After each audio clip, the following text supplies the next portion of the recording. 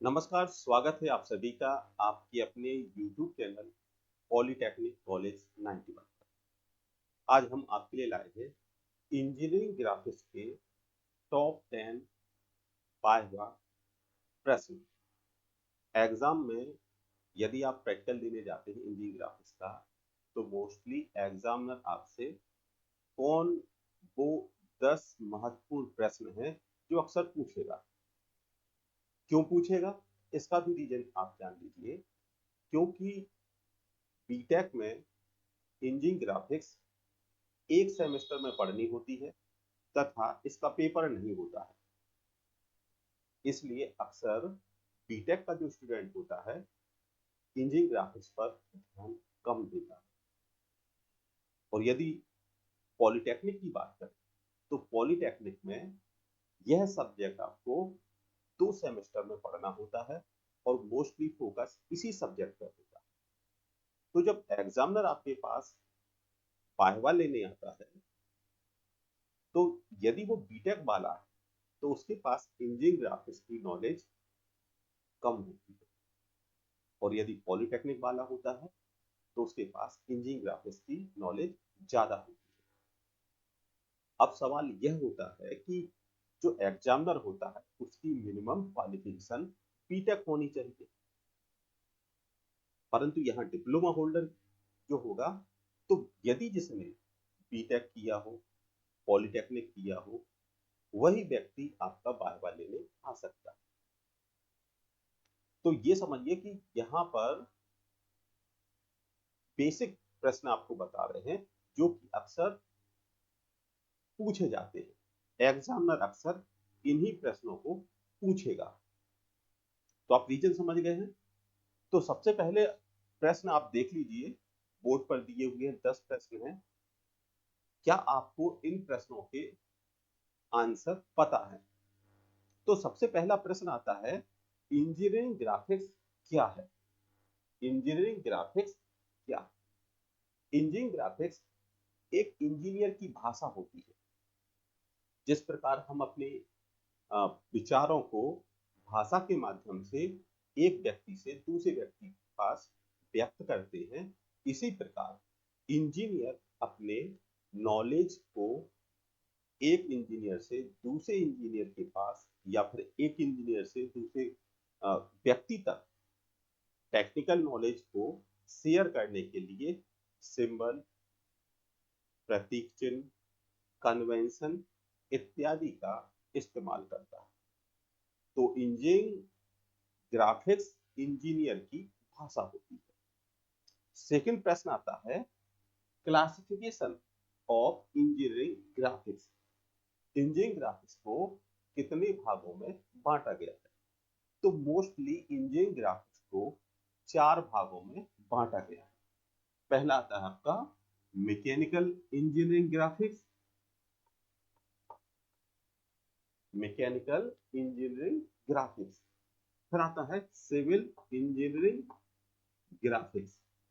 फिर आता है आपका electrical engineering graphics.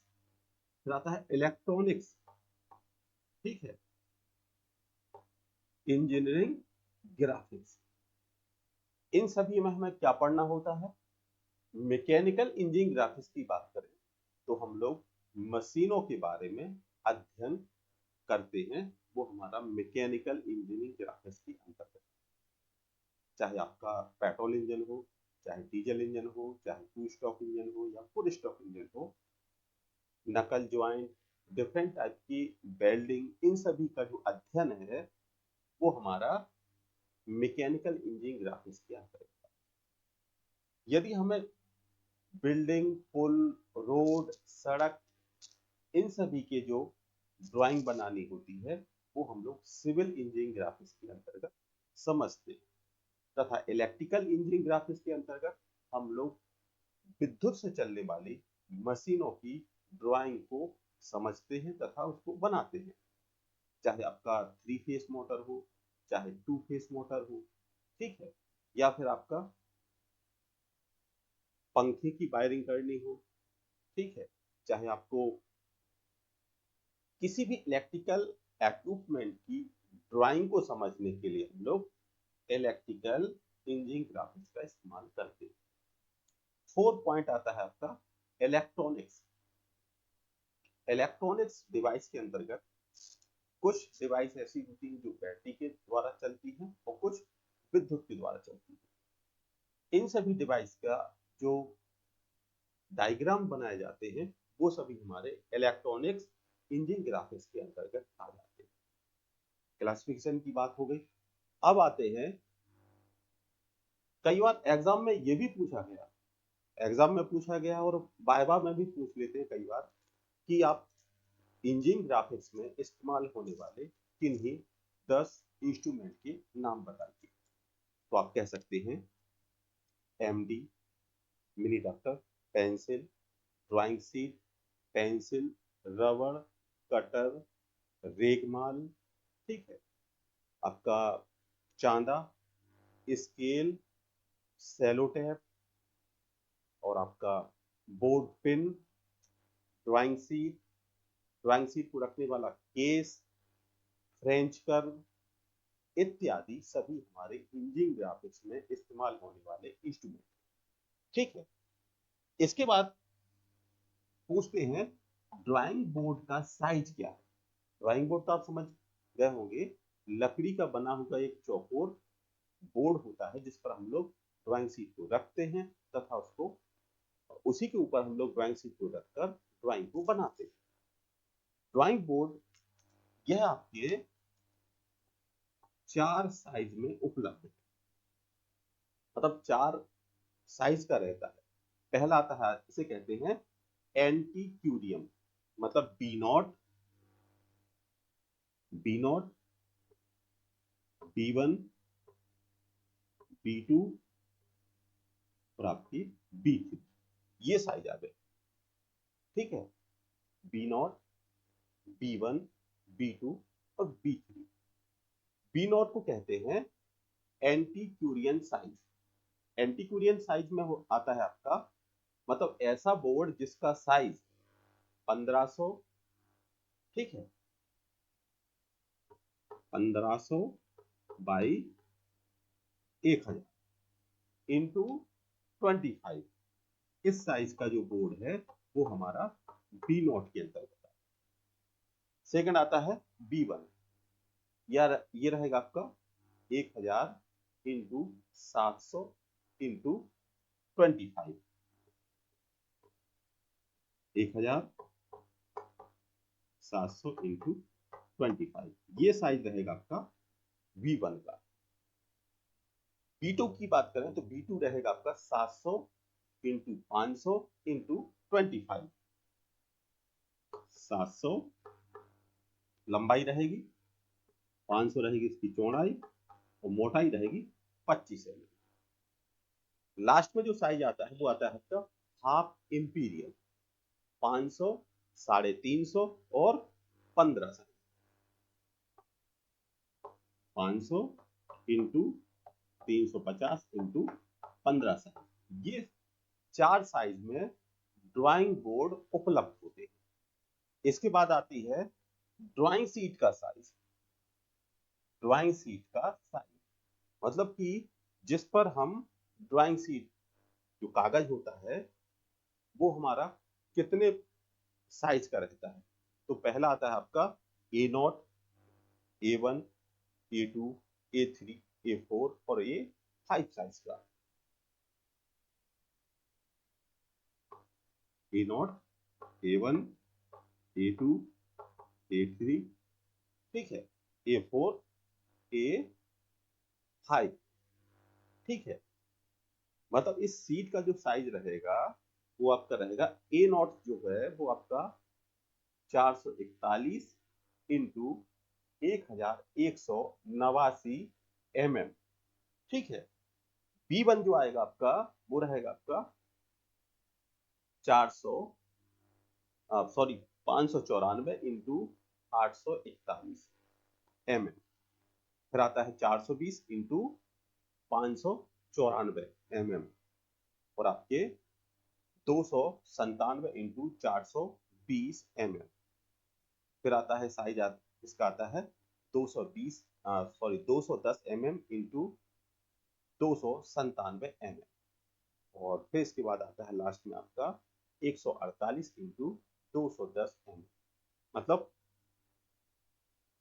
A0, A1, A2, A3, A4 और A4 साइज का ड्राइंग शीट मार्केट में उपलब्ध होती है। फिर आता है नेक्स्ट प्रश्न आता है ड्राइंग शीट के बाद पेंसिल।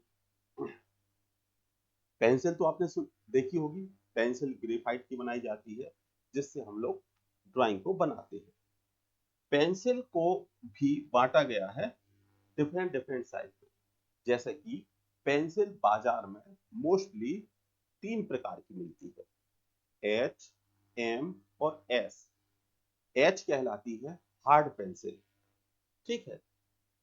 पेंसिल का जो कैटेगरी है वो आ गई आपकी एच, एम और एस, हार्ड, मीडियम और ये आ गई आपकी सॉफ्ट।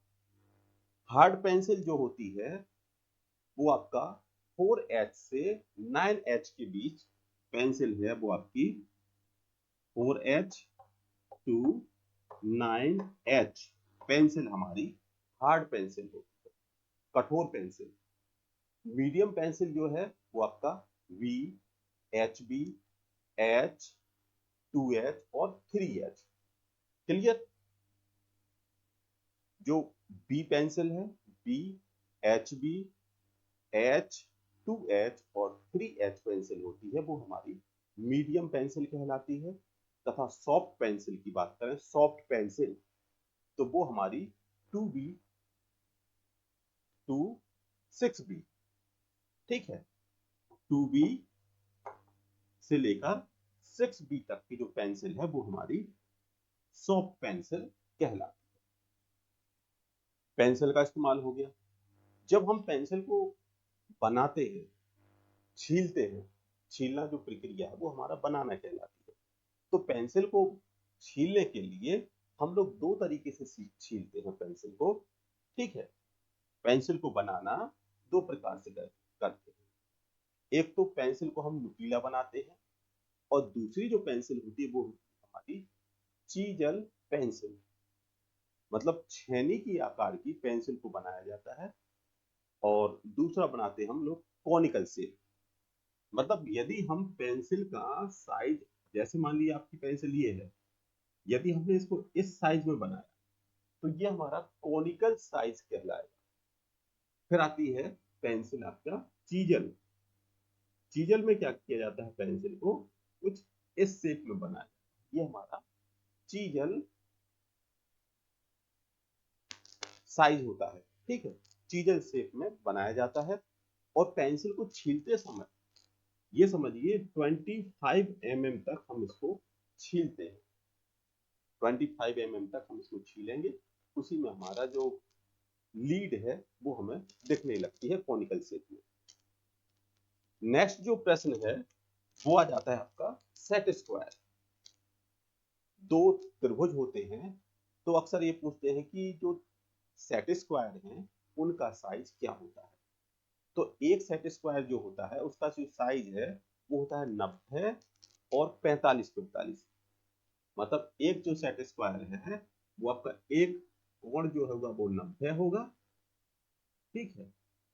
और एक का जो एंगल होगा वो होगा आपका 45, 45, 45 और 90। एक तो ये आता है सेट स्क्वायर।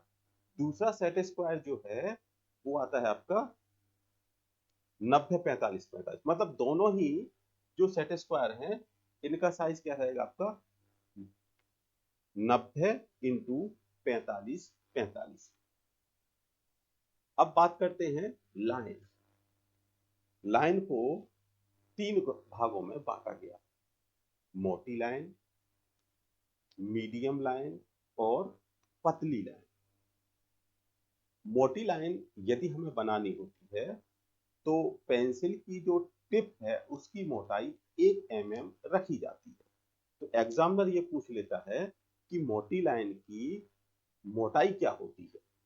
तो जब भी हम लोग मोटी लाइन बनाते हैं तो उसकी मोटाई 1 mm रखी जाती है। यदि मीडियम लाइन की बात करें तो मीडियम लाइन को बनाने के लिए लोग आधे mm की मोटाई का इस्तेमाल करते हैं, तथा थर्ड लाइन जो होती है वो हमारी 0.3 mm की जो लाइन है वो हमारी थिन लाइन कहलाती है, पतली लाइन कहलाती है। यदि उपयोगिता के आधार पर बात करें, उपयोगिता के आधार पर लाइन आपकी हिडन लाइन होती है, सेक्शन लाइन होती है, जिगजैग लाइन होती है, वेव लाइन होती है, ठीक है, और आपका डायमेंशन लाइन होती है, ठीक है। इनके बारे में अलग से एक वीडियो बना हुआ है, डायमेंशन टेक्निक, जिसमें लाइन के बारे में समझाया गया है। आप प्ले लिस्ट पे आप उसको देख लीजिएगा। 9 जो प्रश्न है वो है आपका लेटर राइटिंग से संबंधित। यदि हम लेटर राइटिंग लिखते हैं तो लेटर राइटिंग करते समय हमें 3 प्रकार के साइज के लेटर बनाने की आवश्यकता होती है। एक तो होते हैं मेन टाइटल वाले अक्षर, दूसरे आते हैं हेडलाइन वाले अक्षर, और तीसरे होते हैं डायमेंशन वाले अक्षर। कई बार आपने अखबार देखा होगा तो अखबार में कुछ अक्षर मोटे लिखे जाते हैं, कुछ अक्षर पतले होते हैं। तो जो मेन टाइटल के जो अक्षर बनाए जाते हैं वो हमारे 6 mm, 8 mm, 10 mm और 12 mm के बनाए जाते हैं। फिर हमें यदि हेडलाइन को बनाना तो हेडलाइन को बनाते समय 3, 4, 5 और 5 mm तक के अक्षर हमारे हेडलाइन को बनाने में इस्तेमाल किए जाते हैं। यदि हमें डायमेंशन देनी है तो डायमेंशन देने के लिए हम लोग 2 से लेकर 5 mm तक के साइज का इस्तेमाल करते हैं। लास्ट में जो प्रश्न आता है, लास्ट प्रश्न है आपका 10वां, एरो का साइज। एरो मतलब तीर, तीर का जो साइज होता है वो आपका 3:1 का रखा जाता है।